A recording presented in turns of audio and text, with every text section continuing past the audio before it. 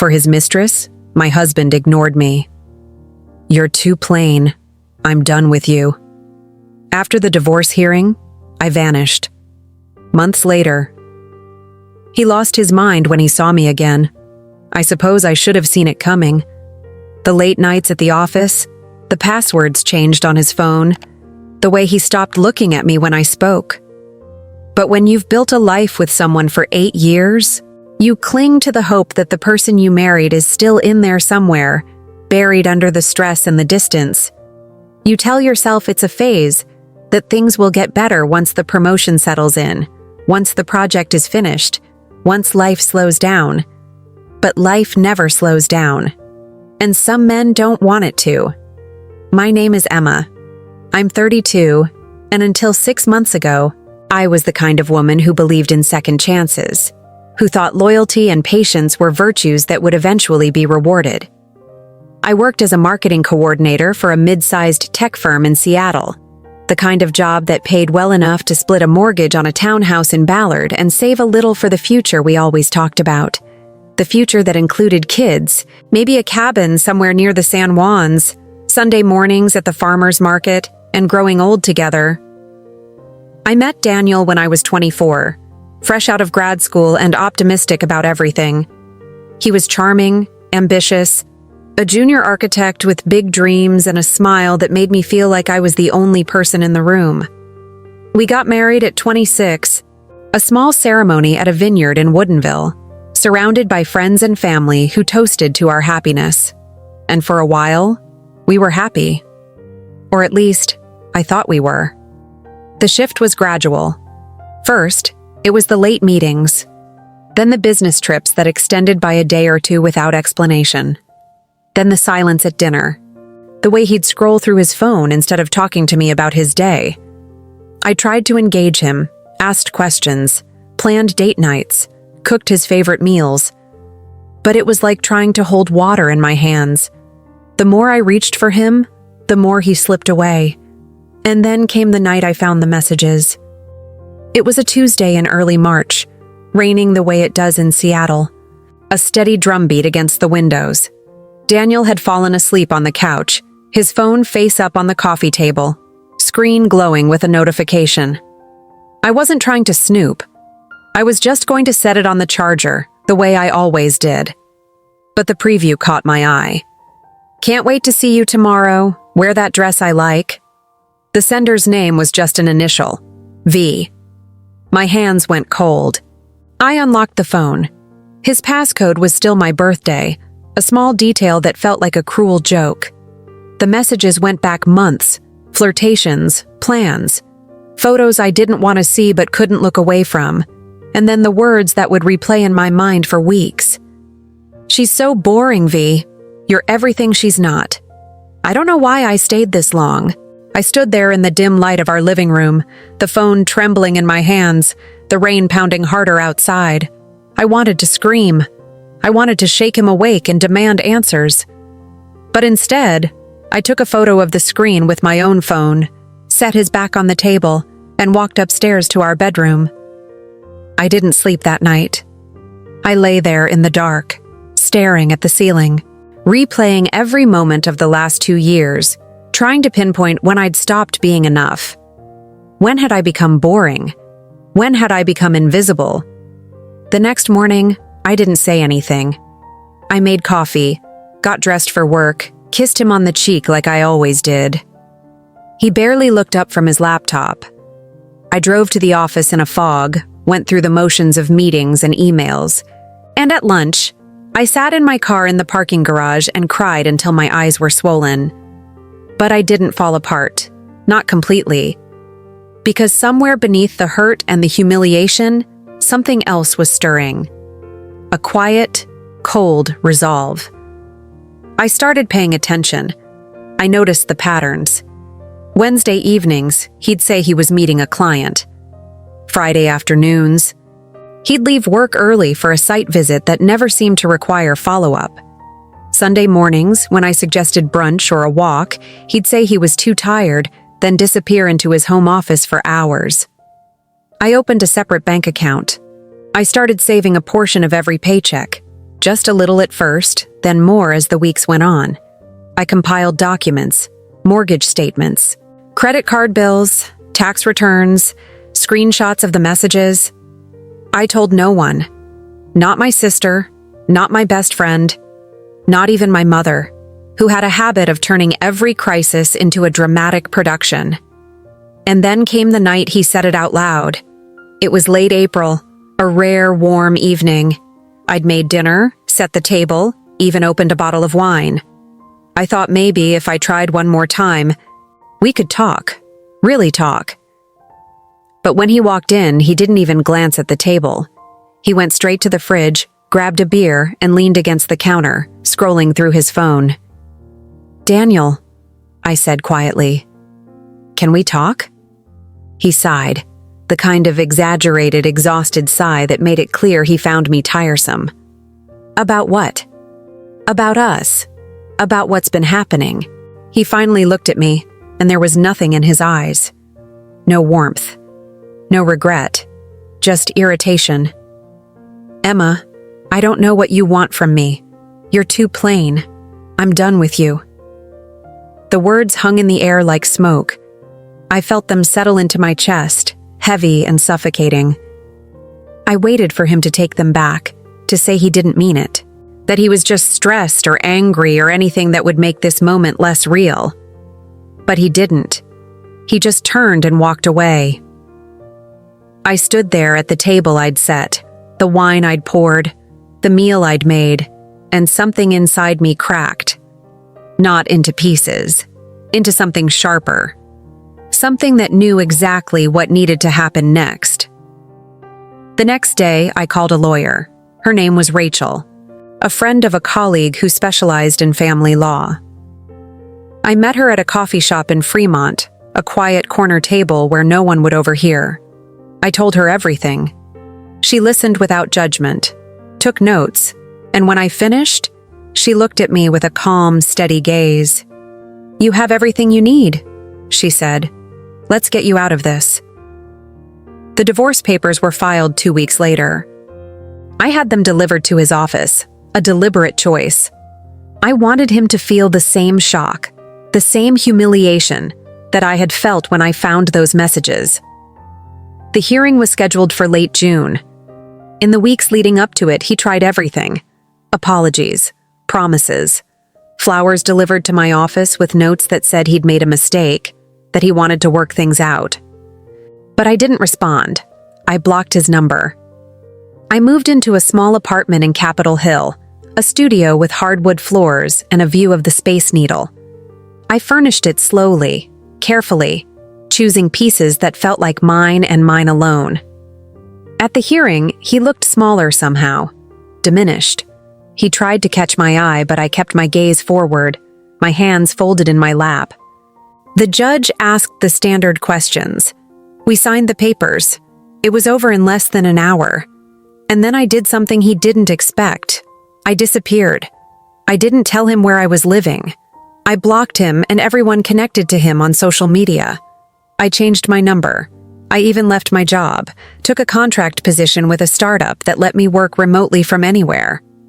I wanted a clean break, a chance to rebuild without the weight of his presence, his excuses, his attempts to rewrite the narrative.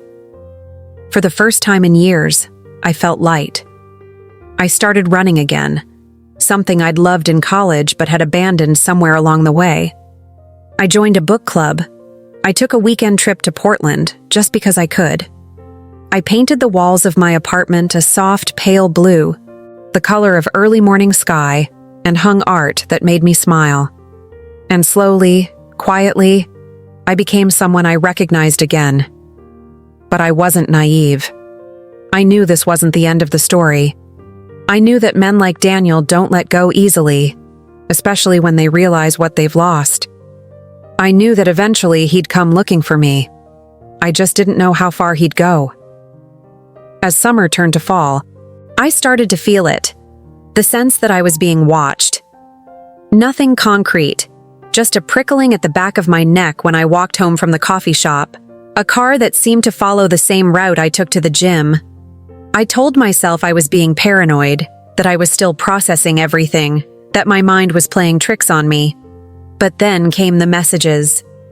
Not from him directly, but from mutual friends. Casual questions. "Hey, how are you? Daniel's been asking about you." "He seems really torn up. Have you thought about talking to him?" I didn't respond. I knew what he was doing. He was testing the waters, trying to find a way back in. And then, one evening in late October, I saw him. I was at a gallery opening in Pioneer Square, a small event for a local artist whose work I'd been following online. I'd gone alone, something I'd grown to love. The freedom to move through a space without having to consider anyone else's preferences or schedule. I was standing in front of a painting, a swirl of blues and grays that reminded me of the ocean, when I felt it. That unmistakable sensation of being watched. I turned, and there he was. He looked different. Thinner, maybe. Tired. His hair was longer, unkempt in a way that didn't suit him. He was standing near the entrance, holding a glass of wine, staring at me with an intensity that made my stomach twist. For a moment, neither of us moved. The gallery buzzed with conversation around us, but it felt like the world had narrowed to just the two of us, standing on opposite sides of a room that suddenly felt too small. And then I did the only thing I could think of. I smiled. Not at him, but at the painting in front of me, as if I hadn't seen him at all. I took a sip of my wine, turned, and walked toward the back of the gallery, my heart pounding so hard I could feel it in my throat. I didn't look back. I didn't give him the satisfaction. Because I'd learned something in the month since I'd left. I'd learned that the most powerful thing you can do to someone who's taken everything from you is to show them that you don't need them anymore. That you've built a life without them, a life that's fuller and brighter and entirely your own. And as I stepped out into the cool October night, the city lights reflecting off the wet pavement, I felt something I hadn't felt in years. I felt free. The days after the gallery were strange. I kept expecting him to show up again, to find him waiting outside my building or standing in the coffee shop I frequented in Capitol Hill. But there was nothing. Just silence. The kind of silence that feels heavy, like the air before a storm. I told myself it was over, that seeing me had given him the closure he needed, that he'd finally accepted what I'd known for months. We were finished. But a part of me, the part that had learned to trust my instincts over the past year, knew better. Daniel had never been good at letting things go, especially things he thought belonged to him. I threw myself into work.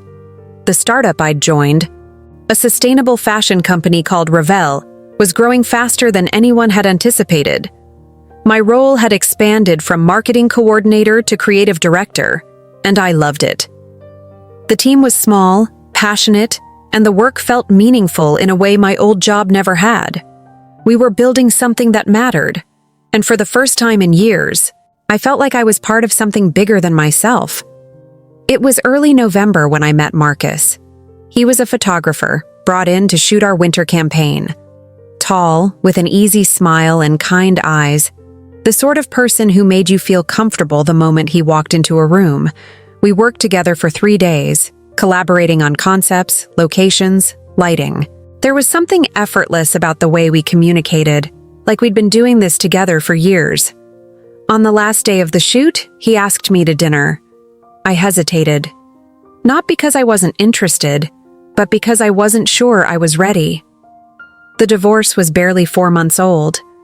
I'd spent that time rebuilding myself, learning to be alone, to find joy in my own company.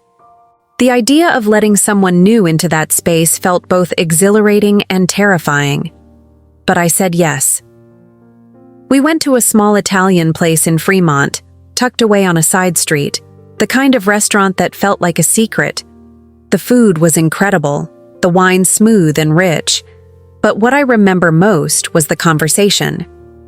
Marcus was easy to talk to, the kind of person who asked real questions and listened to the answers.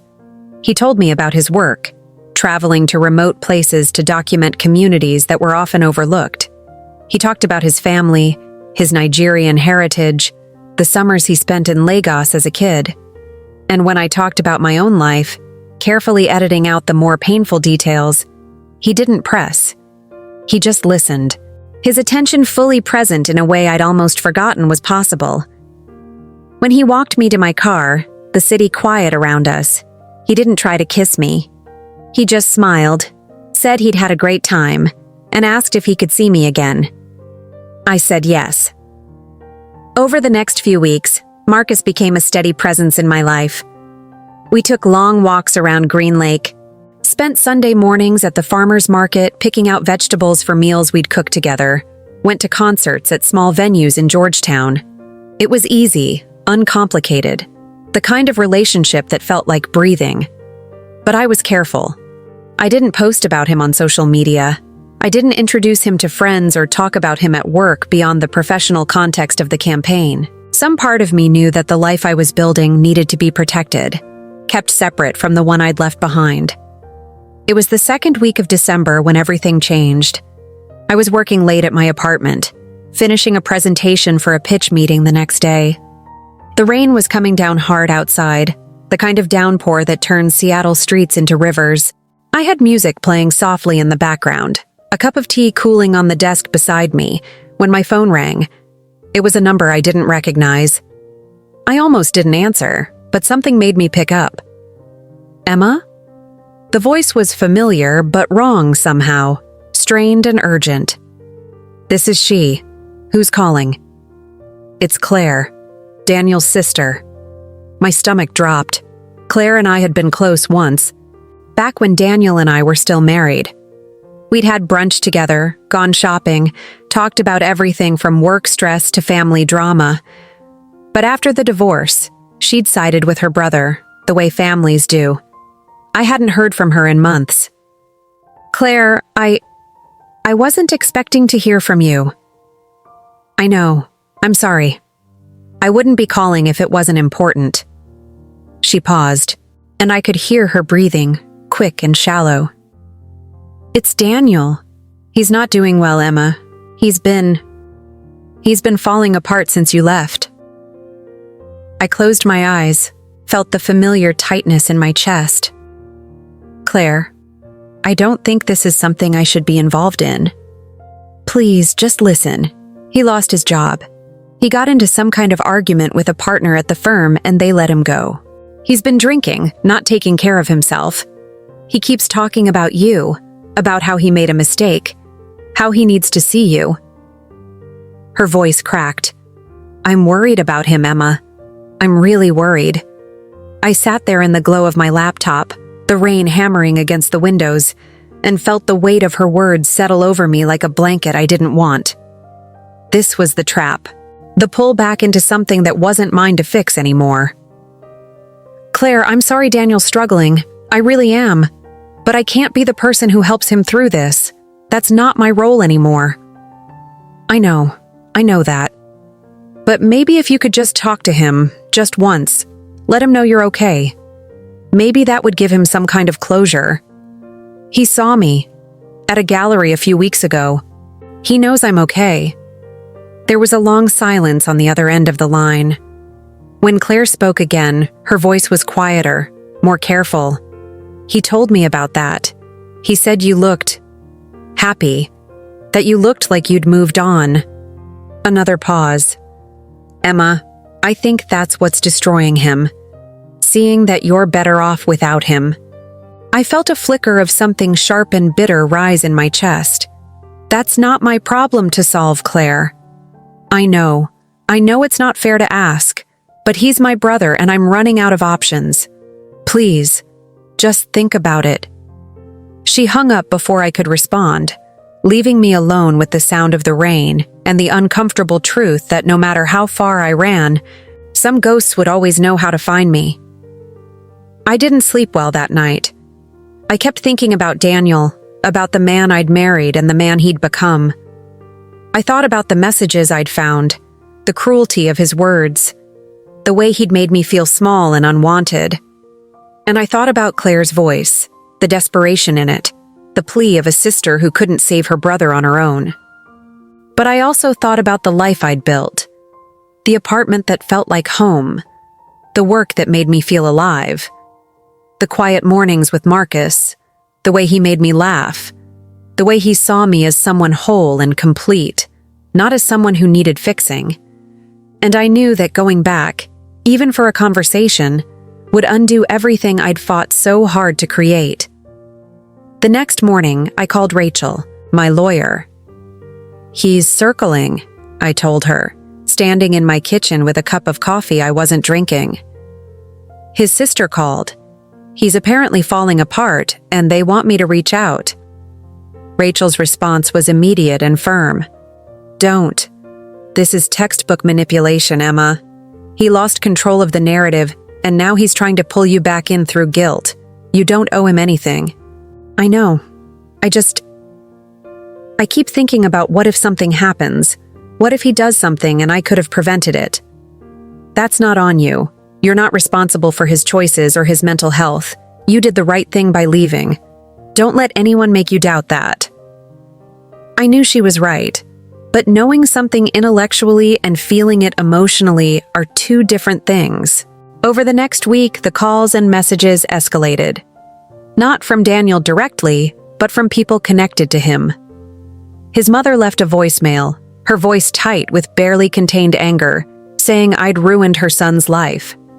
A mutual friend from our married days sent a long text about second chances and forgiveness, conveniently ignoring every hurtful thing Daniel had done. Even his business partner, someone I barely knew, reached out on LinkedIn with a message about how divorce affects everyone and maybe we should try counseling. It felt like an orchestrated campaign, a coordinated effort to wear me down until I gave in. I blocked them all. But the stress was taking its toll. I found myself looking over my shoulder when I walked home from the coffee shop, jumping at unexpected sounds, checking the locks on my door twice before bed. The sense of being watched that I'd felt in October returned, stronger now, more persistent. Marcus noticed. We were having dinner at his place, a cozy loft in Ballard with exposed brick and plants everywhere, when he asked if I was okay. "You seem distracted," he said gently, setting down his fork. "Is everything all right?" I wanted to tell him. I wanted to unload the whole messy story, the divorce, the manipulation, the way Daniel seemed determined to make me responsible for his unraveling. But I didn't know how to explain it without sounding dramatic or damaged, without revealing just how much space my ex-husband still occupied in my mind. "Just work stuff," I said, forcing a smile. Big pitch coming up. He didn't push, but I could see the concern in his eyes. And I hated that Daniel was doing this, reaching across the distance I'd created, making me lie to someone who deserved better. That night, after Marcus fell asleep, I lay awake staring at the ceiling of his bedroom, listening to the sound of his breathing and the distant hum of traffic on Market Street. And I made a decision. I wasn't going to let Daniel take this from me. I wasn't going to let him poison the new life I'd built with his guilt and his manipulation and his refusal to accept the consequences of his own actions. I was going to end this, once and for all. The next morning, I sent a single email to Claire. It was short, direct, and final. "Claire, I understand you're concerned about Daniel, but I can't be part of his healing process. I suggest you help him find a therapist who can provide the support he needs. Please don't contact me again about this. I wish your family well, but I've moved on, and I need you to respect that." I hit send and immediately blocked her number, her email, and her social media accounts. Then I did something I'd been putting off for weeks. I looked up the name of the woman Daniel had been seeing during our marriage. V. Her full name was Veronica Chen, an interior designer who'd worked on one of his firm's projects. It had taken me exactly 10 minutes of searching through his old emails, back when I was still gathering evidence for the divorce, to find her. I didn't reach out to her. I just wanted to see where she fit into the story now, whether she was still part of his life or if she'd been discarded the same way I had been. What I found surprised me. According to her Instagram, which was public and meticulously curated, she'd gotten engaged 3 months ago to someone else, a software engineer named Brian, based on the tagged photos. They looked happy in that glossy, filtered way that social media happiness always looks. So Daniel had lost both of us. The wife who'd given him 8 years and the mistress who'd given him the thrill of something forbidden. And now he was alone, facing the consequences of choices he'd made without thinking about anyone but himself. I should have felt vindicated, but mostly I just felt tired. The holidays came and went.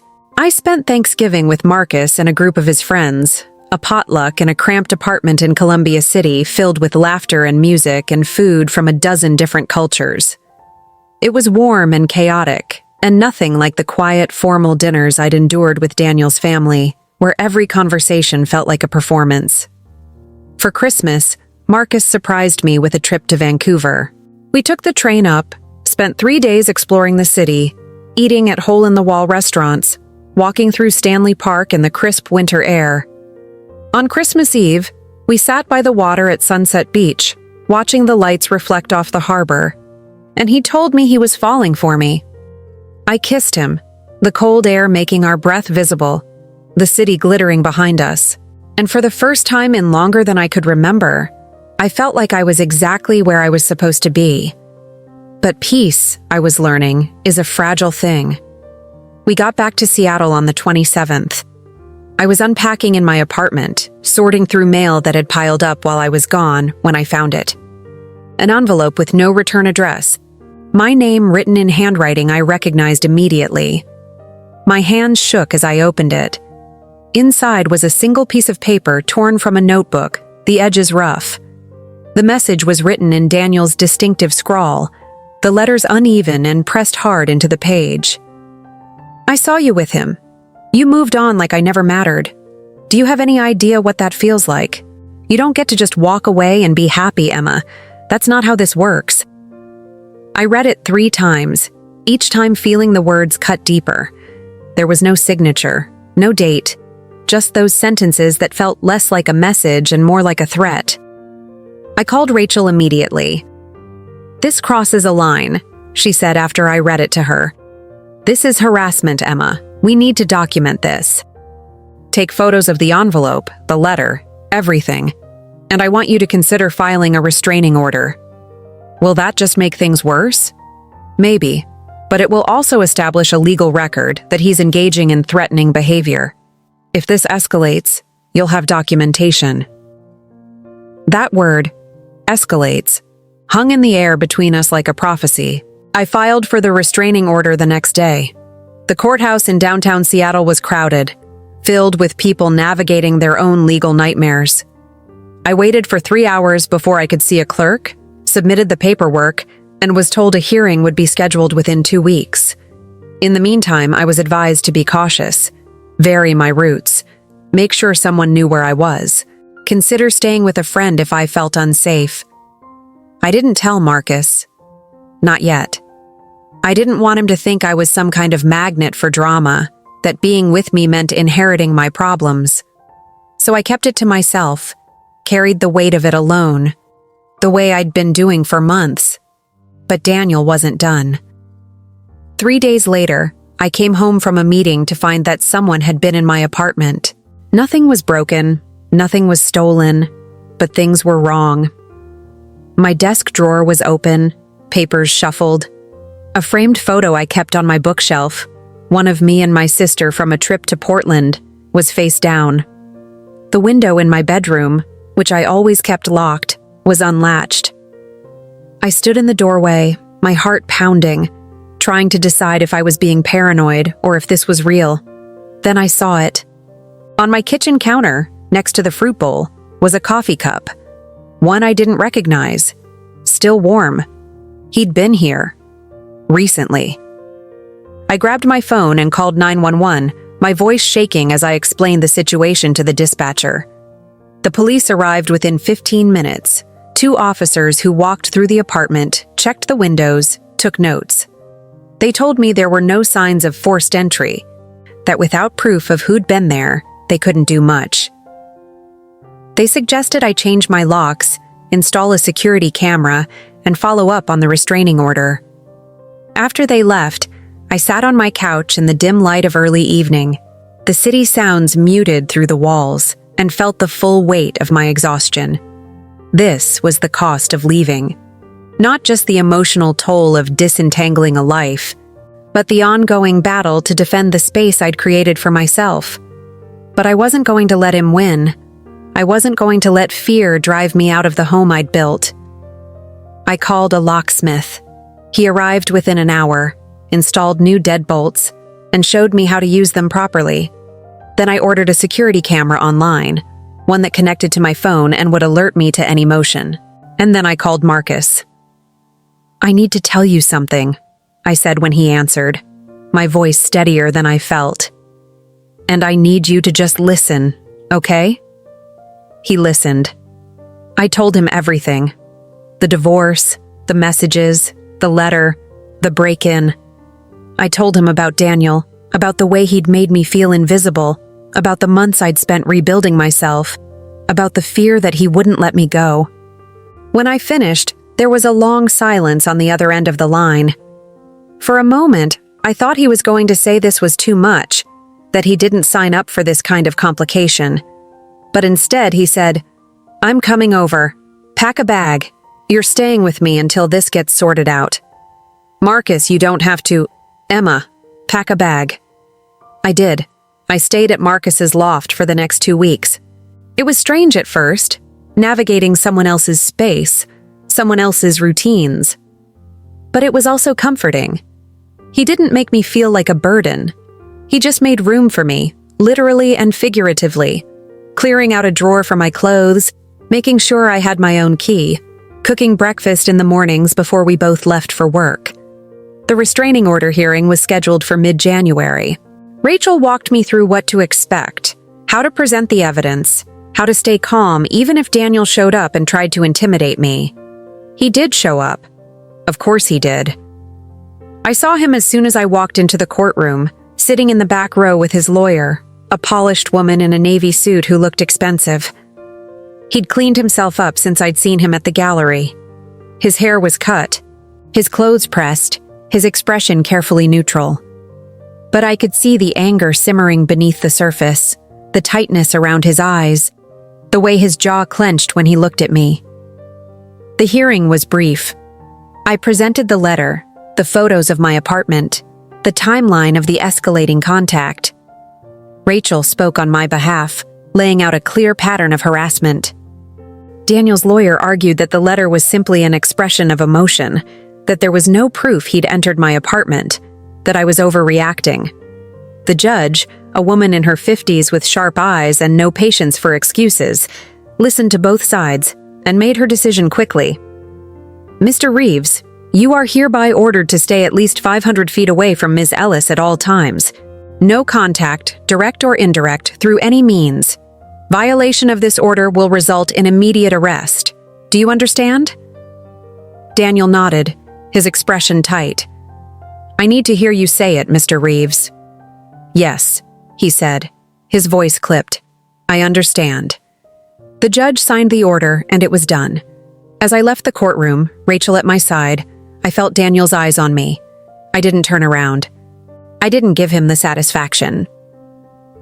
Outside, the January air was cold and clear, the city bustling around us.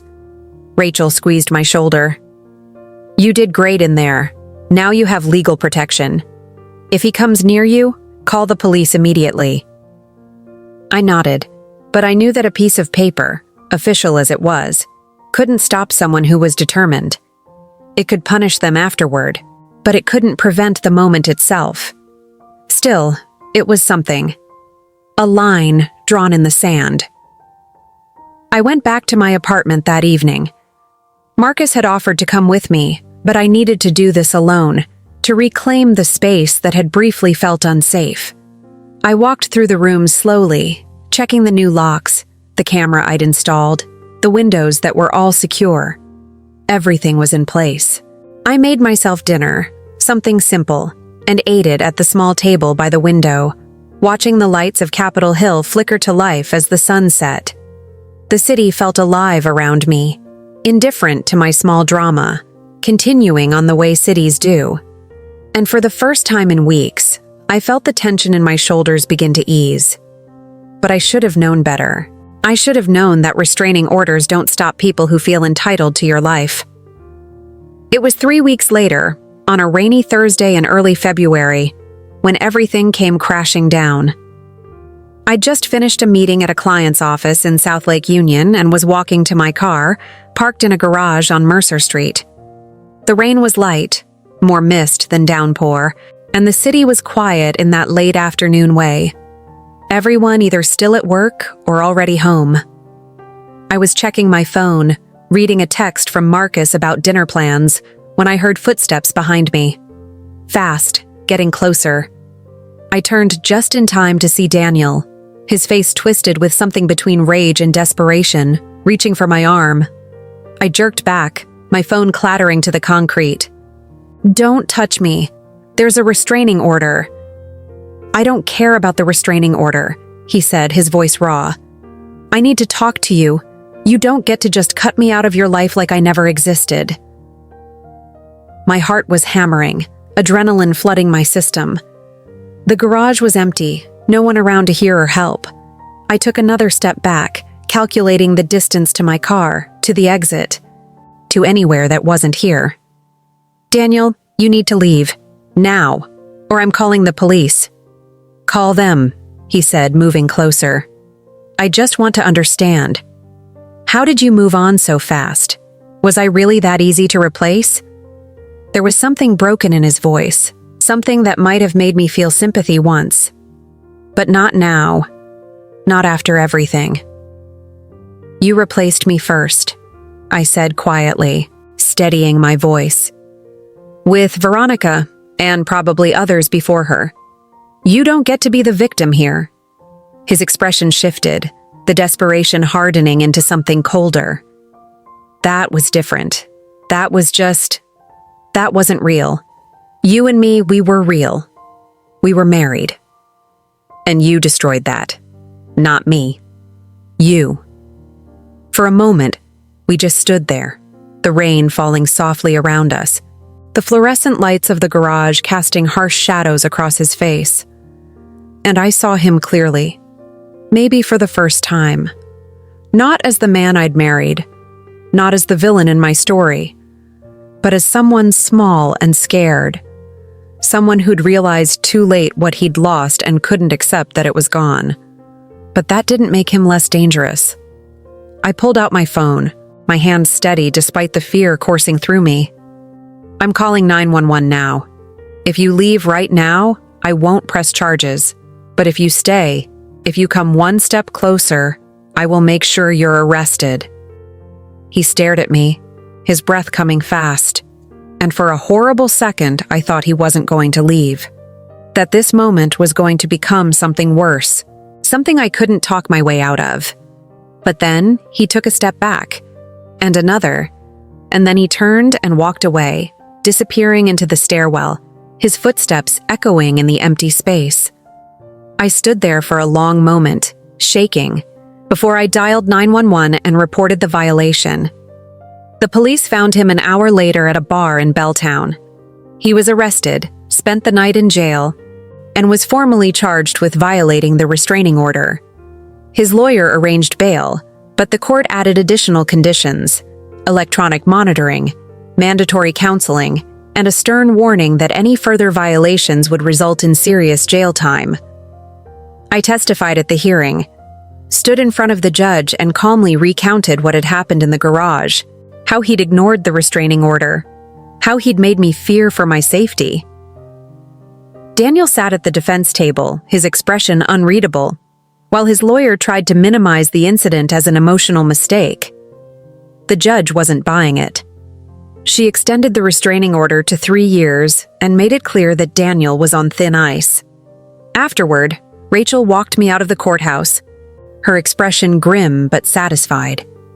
"He's not going to come near you again. He's facing real consequences now." "I hope you're right," I said, though a part of me would always be waiting for the next move, the next escalation. But as the weeks passed and February turned to March, the silence held. No letters, no unexpected visits, no third-party messages, just silence. And slowly, carefully, I started to believe that maybe it was really over. Marcus and I took a weekend trip to the San Juans in early March, stayed in a small cabin on Orcas Island with a view of the water. We hiked through Moran State Park, watched the sunset from Obstruction Pass, spent evenings by the fire talking about everything and nothing. On our last night there, he took my hand across the dinner table and asked me to move in with him. "I know it's fast," he said, his voice soft, "and I know you've been through a lot. But I love you, Emma, and I want to build something with you. Something that's ours." I looked at him, this kind, patient man who'd stayed with me through the worst of it, who'd never once made me feel like I was too much or too broken or too complicated. And I realized that somewhere along the way, I'd stopped waiting for the other shoe to drop. I'd stopped expecting betrayal. "Yes," I said, smiling. "Let's build something." We moved my things into his loft the following weekend. It didn't take long. I'd been living light for months, keeping only what mattered. As I unpacked boxes and found places for my books, my clothes, the small collection of art I'd started to acquire, I felt something shift inside me. This wasn't just moving in with someone. This was choosing to trust again, to believe that not everyone would hurt me the way Daniel had, that love could be steady and kind and safe. And as I hung the last picture on the wall, a print I'd bought at a market in Vancouver, all soft blues and gentle lines, I felt the final piece of the old life fall away. I was free. Really, truly free. But freedom, I would learn, comes with its own challenges. Because just when you think you've left the past behind, it finds new ways to remind you it's still there, waiting in the shadows. And Daniel, it turned out, was far from finished. Spring came to Seattle the way it always does, slowly and then all at once. The rain softened, cherry blossoms exploded into pink clouds along the streets, and the city seemed to shake off its winter gray. I'd been living with Marcus for 2 months, and life had settled into a rhythm that felt almost normal. Almost. We'd established routines. Morning coffee on the small balcony overlooking the street, where we'd watch the neighborhood wake up. Evenings cooking together, testing new recipes, making a mess of the kitchen. Weekends exploring parts of the city I'd never seen, even after years of living here. Marcus had a way of finding hidden places. A bookstore tucked down an alley in Pioneer Square, a Vietnamese restaurant in the International District that only locals knew about, a hiking trail in the Cascades that offered views most tourists never saw. Work was going well. Revel had landed 2 major contracts, one with a boutique chain on the East Coast, and another with a sustainability nonprofit. My role had expanded again, and I was managing a team of 3, mentoring younger designers, shaping the creative vision of campaigns that felt meaningful. I was good at my job, better than I'd been in years, maybe because I finally had the space to focus without the constant drain of a failing marriage pulling at my attention. But there were moments, usually late at night when Marcus was asleep beside me and the city was quiet, when I'd find myself checking the security camera app on my phone, watching the empty hallway outside our door, scanning for shadows that didn't belong. The rational part of my brain knew Daniel was being monitored, that he'd be foolish to risk more legal trouble. But the part of me that had learned not to trust reassurances kept waiting for the next move. It came in April, but not in the way I expected. I was at a coffee shop in Ballard, meeting with a potential vendor for an upcoming campaign. The meeting had gone well, and I was gathering my things, checking my phone for messages, when I saw her. Veronica Chen.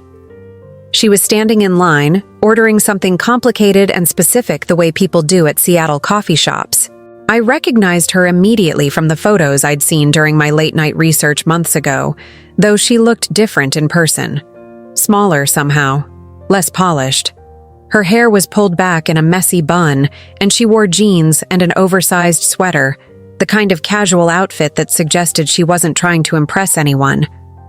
For a moment, I considered leaving, walking out before she noticed me, avoiding whatever awkward confrontation this might become. But something stopped me. Curiosity, maybe, or the need to see this woman who'd been part of destroying my marriage as a real person, not just a name attached to stolen messages. I waited until she picked up her order, and then I approached her. "Veronica?" She turned, and I watched her face shift from confusion to recognition to something like fear. "Emma." "I'm not here to make a scene," I said quietly, aware of the other customers around us. "I just want to talk. 5 minutes." She hesitated, glancing toward the door like she was calculating whether she could make it before I said something that would draw attention. But then she nodded, gestured to a table in the corner. We sat across from each other, 2 women connected by the same man, neither of us quite sure where to start. "I'm sorry," she said finally, her voice barely above a whisper. "I know that's probably not enough, but I am. I didn't know he was still married when it started. He told me you were separated, that it was just a matter of paperwork." I felt the old anger flare, sharp and hot. "That's a convenient lie." "I know. I figured that out eventually."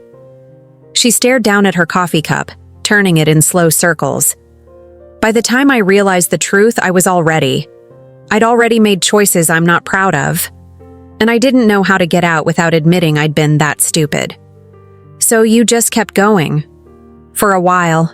Yeah." She looked up at me, and I was surprised to see tears in her eyes. "But it wasn't real. Whatever he told me, whatever fantasy I'd built up in my head, it wasn't real. He was using me the same way he was using you. Just differently." I wanted to hate her. I'd spent months directing so much of my anger at this woman I'd never met, blaming her for seducing my husband, for destroying my marriage. But sitting across from her now, seeing the exhaustion in her face, I realized she wasn't the villain I'd made her out to be.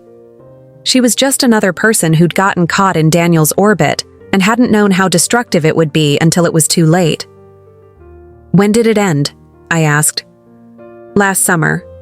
July, I think. He started getting intense, possessive. He'd show up at my apartment unannounced, call me at all hours, get angry if I didn't respond immediately. It felt less like a relationship and more like..." She trailed off, searching for the word. "Like he was trying to own me. I broke it off, and he didn't take it well. Sent me messages for weeks. Showed up at my office. I almost filed a restraining order, but then he seemed to back off. Oh, he saw on your Instagram that you got engaged." She looked surprised. "You follow me?" "No. I looked you up. Once. After the divorce." I paused. "Congratulations, by the way." "Thank you." She twisted the ring on her finger, a simple band with a small diamond. "Brian's nothing like Daniel. He's steady, kind, boring in all the best ways." She smiled faintly. "After everything with Daniel, boring feels like a luxury."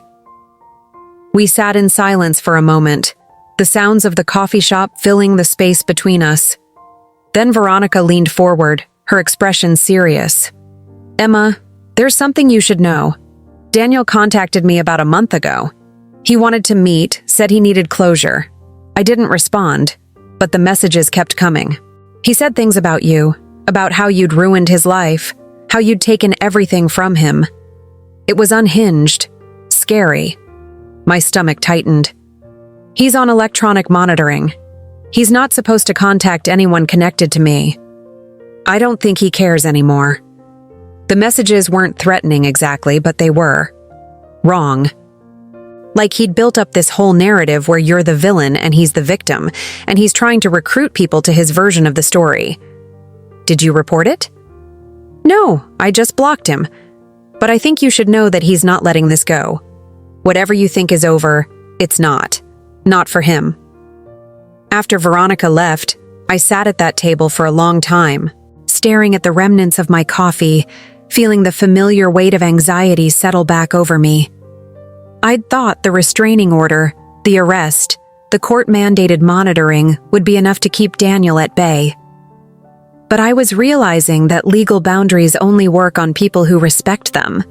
And Daniel, increasingly, seemed like someone who'd decided the rules didn't apply to him anymore. I called Rachel from my car, parked on a quiet street in Ballard, and told her about the conversation with Veronica. "If he's contacting her, that's a violation," Rachel said immediately. "She needs to report it. The more documentation we have of him breaking the terms of his monitoring, the stronger the case for keeping him away from you. She won't report it. She just wants to move on. Then we work with what we have. But Emma, you need to be careful. This pattern of escalation, the refusal to accept the divorce, the attempts to control the narrative, these are warning signs. I want you to consider additional security measures." "Like what?" "Vary your routines. Don't go places alone if you can help it. Make sure people know where you are. And if you see him, anywhere, you call the police immediately. Don't engage. Don't try to reason with him. Just remove yourself from the situation and call for help."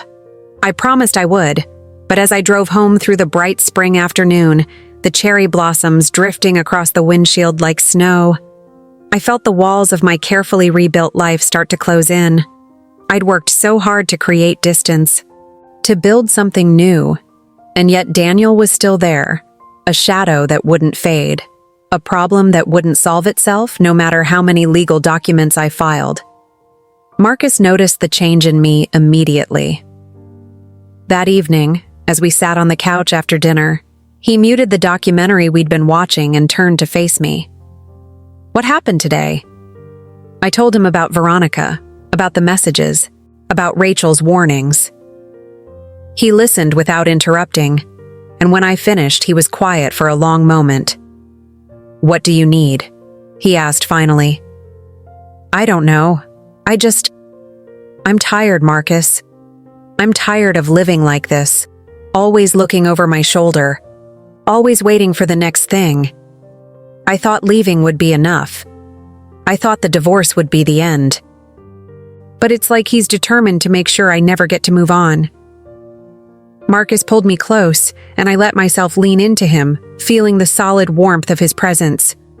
"We'll figure this out. Whatever it takes, we'll keep you safe."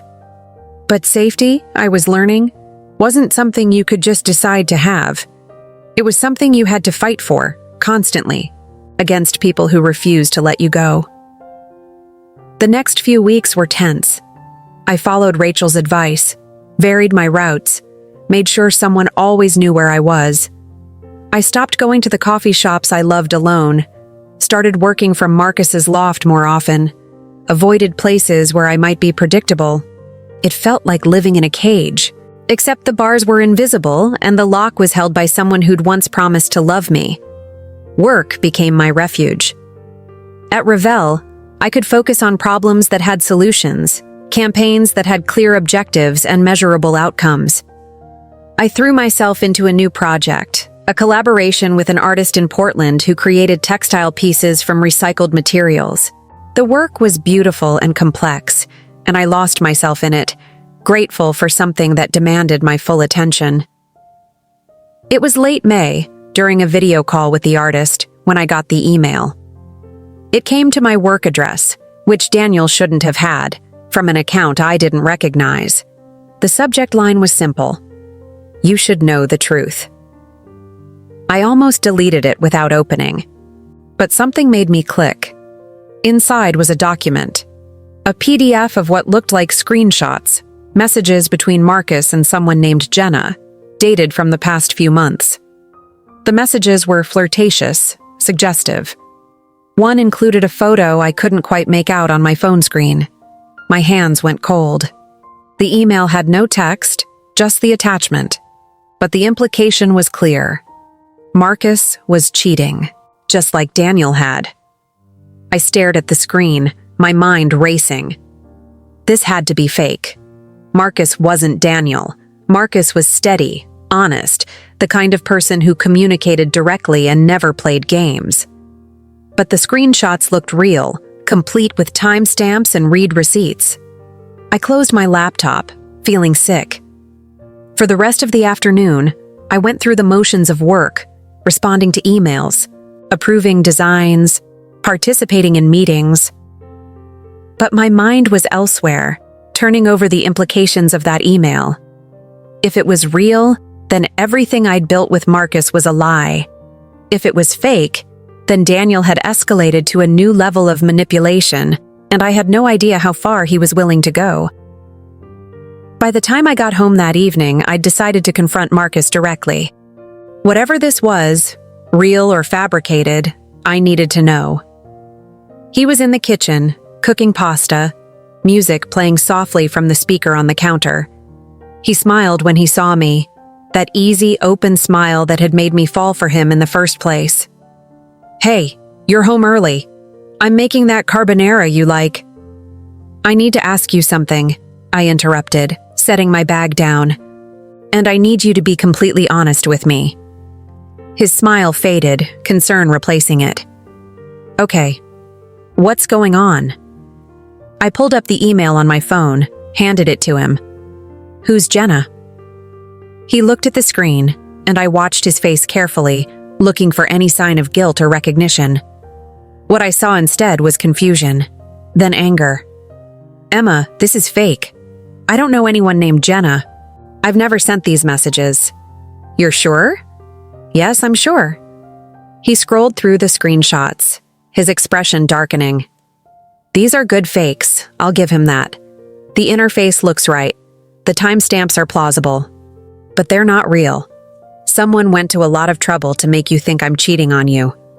"Daniel." "Has to be." He handed the phone back to me, ran a hand through his hair. "This is what he does, right? He can't have you, so he's trying to destroy what you do have.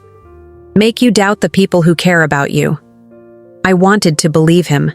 Everything about his reaction felt genuine. The confusion, the anger, the immediate willingness to let me see his phone, his messages, anything I needed to verify his story. But I'd been fooled before. I'd believed Daniel when he said he was working late, when he said the messages on his phone were from clients, when he said I was imagining things. Marcus saw the doubt in my face. "Emma, give me your phone." I handed it to him. He pulled up his actual message app, showed me his recent conversations. There was no Jenna, no flirtatious exchanges. Just the normal back and forth of daily life. Texts about dinner plans, work schedules, a funny meme he'd sent me earlier that week. Whoever made these screenshots had to have edited them or used some kind of fake message generator, he said. "But look at the metadata on the PDF. Can you see who created it?" I took the phone back, opened the file properties. The creator field was blank, but the modification date was from 2 days ago. And the file had been created using software I recognized, a design program similar to ones I used at work, tools that could easily be used to fabricate convincing screenshots. "I believe you," I said finally, feeling the tension in my chest ease slightly. "I'm sorry, After everything with Daniel, I don't trust easily." "I know, and I get it." He pulled me into a hug, and I felt the steadiness of him, the uncomplicated kindness that was so different from the man I'd been married to. "But we need to report this. This is harassment, Emma. He's trying to sabotage your life." We called Rachel that evening. She was furious when I described the email, the fake screenshots, the deliberate attempt to damage my relationship. "This is beyond the pale," she said, her voice tight with controlled anger. "This is calculated psychological abuse. We're going back to court, and we're asking for the maximum penalties. He's clearly not taking the monitoring seriously, and he needs to face real consequences." "How did he even get my work email?" I asked. "That's what we're going to find out. In the meantime, I want you to forward me that email, don't delete anything, and document every instance of contact or harassment, no matter how small. We're building a case that shows a pattern of obsessive behavior." Over the next few days, I did exactly that. I went through my emails, my phone, my social media accounts, looking for any other signs of Daniel's interference. What I found was chilling. Someone had been creating fake accounts using variations of my name, sending friend requests to people I knew, posting comments on local business pages I'd reviewed. The posts were subtle, designed to look like me but slightly off, complaining about service, making demands, being difficult in ways I never would be. It was a campaign of reputation destruction, slow and methodical, aimed at making me look unreliable, unstable. I screenshot everything, compiled it into a document, and sent it to Rachel. "This is stalking," she said when we spoke. "This goes beyond violation of a restraining order. This is a deliberate, sustained effort to harm you. We're filing additional charges, and I'm going to push for jail time." The hearing was scheduled for early June. In the weeks leading up to it, I felt like I was living in a surveillance state of my own creation, constantly monitoring, constantly documenting, constantly looking for evidence of Daniel's next move. It was exhausting and demoralizing, and there were moments when I wondered if it would ever end. If there would ever be a time when I could just live without this constant vigilance. Marcus was patient through all of it. He never complained about the security cameras I installed in the loft, the way I checked the locks twice before bed, the nights I woke up from nightmares about Daniel finding us. He just held me, reminded me I was safe, and made sure I knew I wasn't facing this alone. But I could see the toll it was taking on him too. The way his shoulders tensed when my phone rang unexpectedly, the extra attention he paid to our surroundings when we were out in public, the conversations he had in low voices with friends, asking them to keep an eye out, to let him know if they saw anything strange. We were both prisoners of Daniel's obsession, and I hated that I'd brought this into Marcus's life. The day of the hearing arrived on a bright June morning, the kind of day that made Seattle feel like the most beautiful city in the world. I dressed carefully, professionally, wanting to project competence and stability. Rachel met me outside the courthouse, looking sharp in a charcoal suit, carrying a thick folder of evidence. "Are you ready?" she asked. "As ready as I'll ever be." We walked into the courtroom together. Daniel was already there, sitting with his lawyer, and I was shocked by his appearance. He'd lost weight, looked haggard in a way that would have concerned me once. But now I just felt a distant sort of pity, mixed with anger that he'd chosen this path instead of simply accepting the end of our marriage and moving on. The hearing took 2 hours. Rachel presented the evidence methodically, the fake screenshots, the false social media accounts, the pattern of harassment despite the restraining order. She called me to the stand, and I walked through each incident calmly, answering questions about how each act had affected me, my work, my sense of safety. Daniel's lawyer tried to cast doubt on the evidence, suggesting the social media accounts could have been created by anyone, that the fake screenshots could have come from a different source. But Rachel had done her homework. She'd hired a digital forensics expert who traced the fake accounts back to IP addresses associated with locations Daniel had been, times that matched up with his known movements despite the electronic monitoring. When it was Daniel's turn to speak, I expected denials, justifications, more of the victim narrative Veronica had described. Instead, he just looked at me, his expression unreadable, and said, "I just wanted her to understand what she did to me." The judge, the same woman who'd presided over the restraining order hearing, looked at him with undisguised contempt. "Mr. Reeves, what Ms. Ellis did was leave an unhealthy marriage. That is her right. What you have done is engage in a sustained campaign of harassment, stalking, and psychological abuse. You have violated a court order repeatedly, demonstrated a complete disregard for legal boundaries, and shown no remorse for your actions." She paused, letting the words sink in. "I am sentencing you to 60 days in jail, to be served immediately, followed by 2 years of supervised probation. You will continue electronic monitoring for the duration of your probation, and you will attend mandatory counseling. The restraining order is extended to 5 years, and any further violations will result in additional jail time. Do you understand? Daniel's face went pale. His lawyer leaned over, whispered something urgently, but he just nodded, his voice barely audible. Yes, Your Honor. They took him into custody right there in the courtroom. I watched as the bailiff led him away and felt something shift inside me. Not satisfaction, exactly. Not relief either.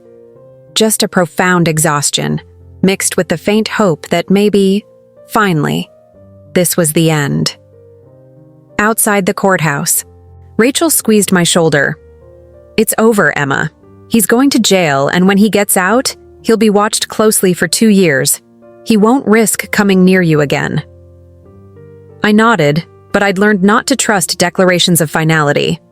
Still, 60 days felt like breathing room. 60 days to live without looking over my shoulder. 60 days to remember what it felt like to just be present in my own life. Marcus was waiting for me at a coffee shop nearby, the same one where I'd met Veronica months ago. He stood up when he saw me, searching my face for clues about how it had gone. 60 days in jail, I said. Then 2 years of probation. He exhaled, relief flooding his features. Good, that's good.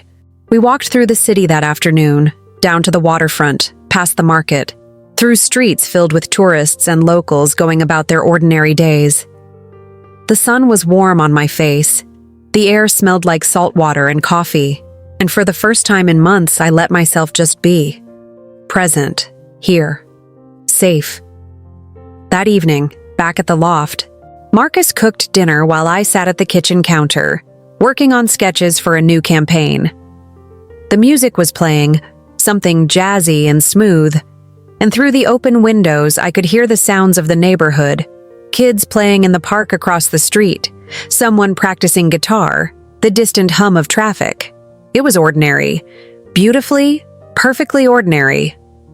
I've been thinking, Marcus said, setting a plate of pasta in front of me. When this is all really behind us, the probation, all of it, maybe we should take a trip. Somewhere far away. Portugal, maybe, or Thailand. Somewhere we can just be tourists and not think about any of this. I'd like that, I said, smiling. I'd really like that. We ate dinner together, talking about the future in a way I hadn't been able to for so long. Plans that extended beyond the next court date, beyond the next security measure.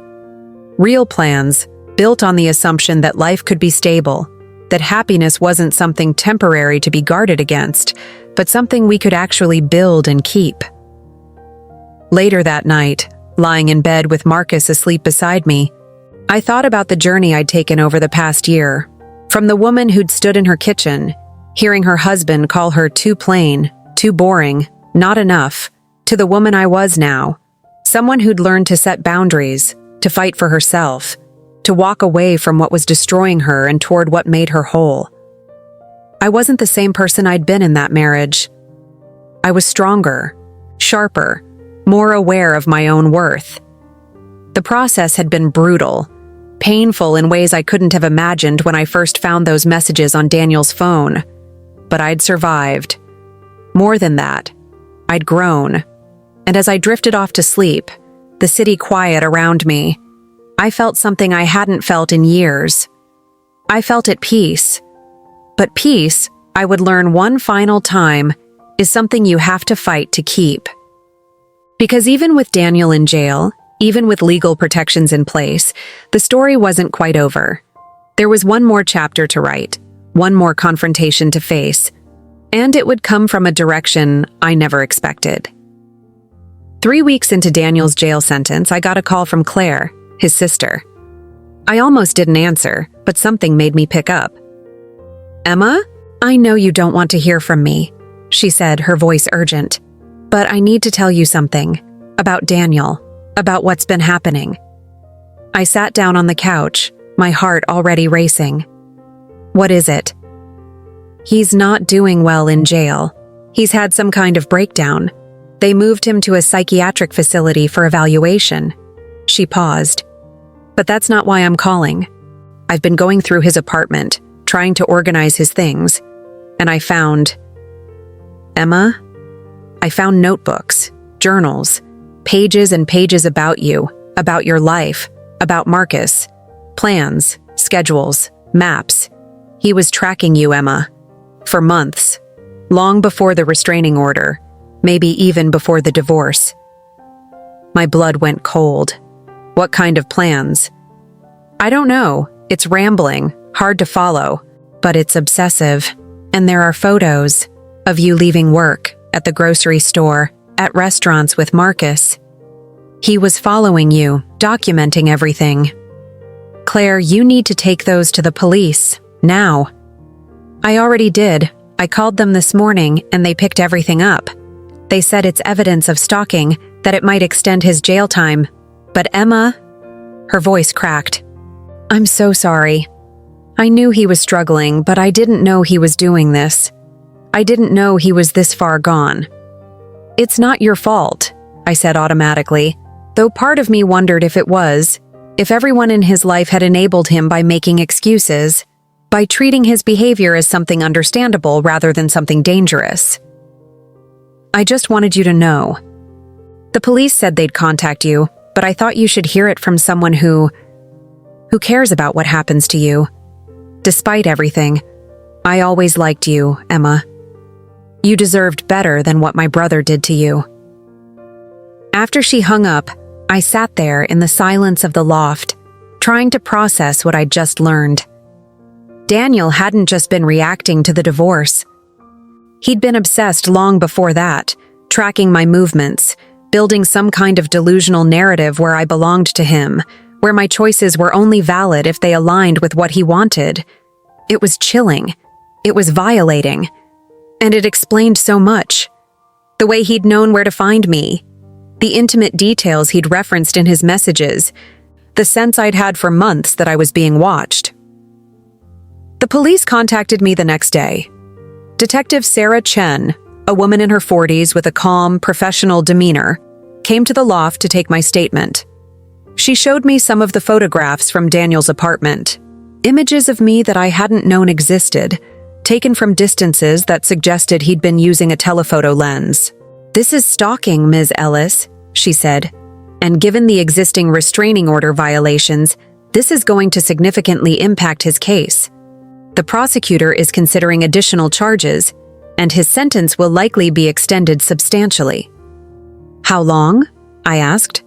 Hard to say, but with the psychiatric evaluation showing he's a danger to himself and others, combined with this evidence of premeditated stalking, we're likely looking at several years in a secure facility, followed by intensive supervision. Several years. The number should have brought relief, but instead I just felt numb.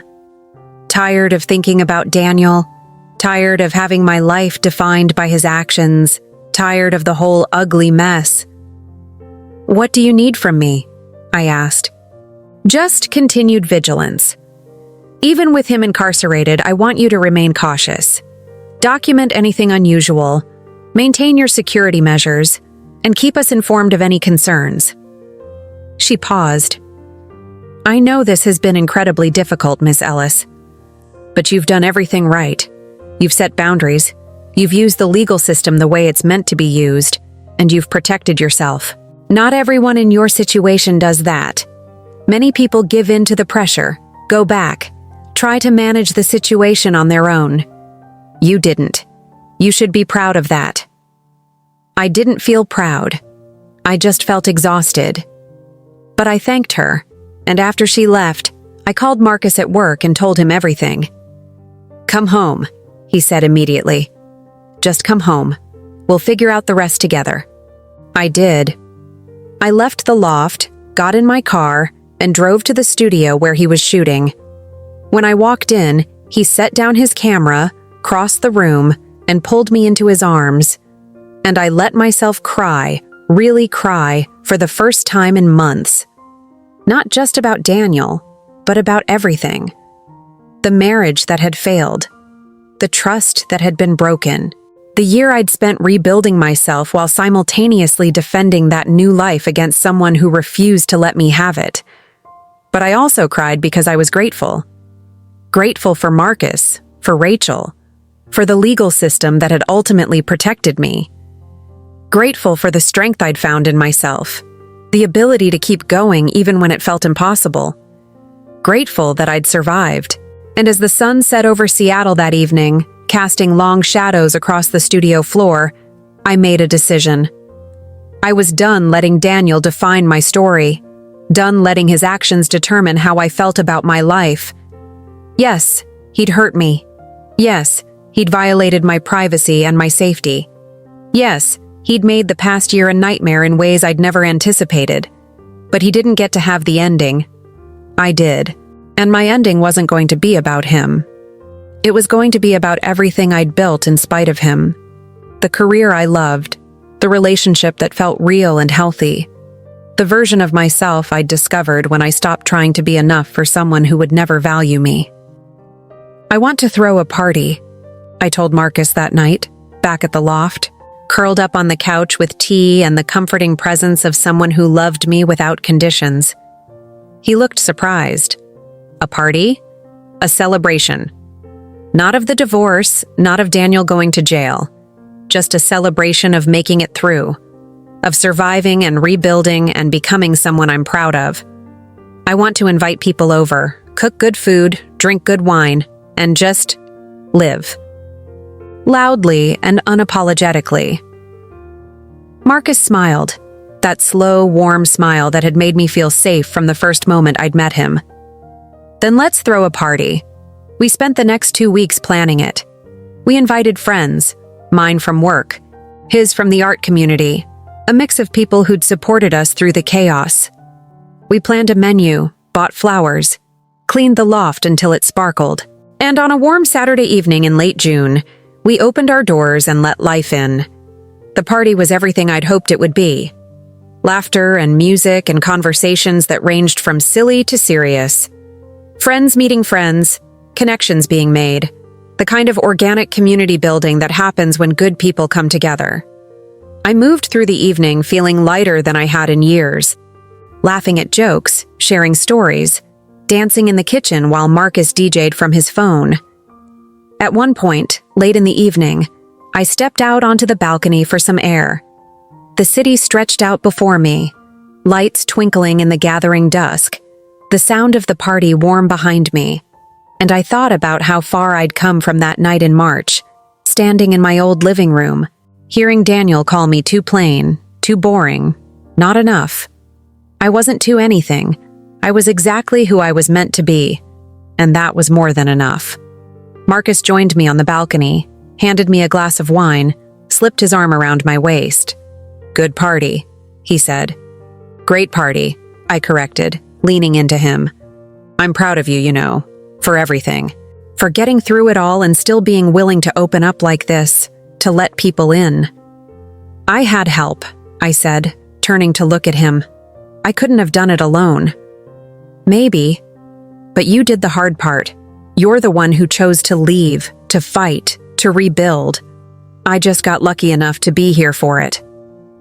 We stood there together as the sun finished setting, the party continuing inside, the future stretching out ahead of us like a story waiting to be written. And for the first time in longer than I could remember, I wasn't afraid of what came next. Whatever it was, I knew I could handle it. Because I'd already survived the worst, and I'd come out stronger on the other side. The story of Daniel and our failed marriage was over, but my story, the one about resilience, growth, and the courage to choose happiness, that story was just beginning.